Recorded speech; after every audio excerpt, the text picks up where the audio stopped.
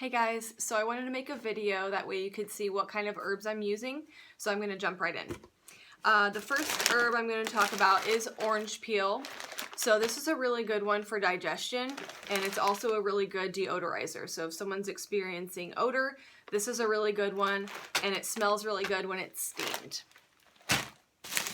Next we've got peppermint. So peppermint, it's kind of along the same lines. It's a good deodorizer. It smells really good when it's steamed and really good for digestion. Next up we've got astragalus. So this is a really good one for women who are experiencing short cycles. So when I say short cycle, anyone who's having a period more often than every 27 days or less, that's a short cycle, and it's something that we need to address. So astragalus is a really good one for women who are experiencing short cycles. And next up we've got nettle root. So nettle can be really good for allergies, so I'm actually really excited to try this.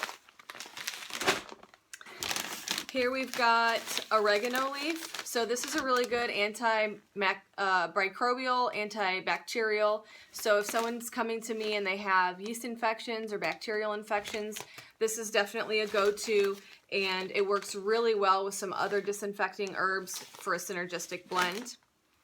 And lastly here I've got parsley. So parsley is one of my favorites. I actually use this in my personal blend and I love it. It's a blood tonic, so it's really going to help nourish the blood with B vitamins and iron. So this is one of my favorites, and I also love to drink this as tea.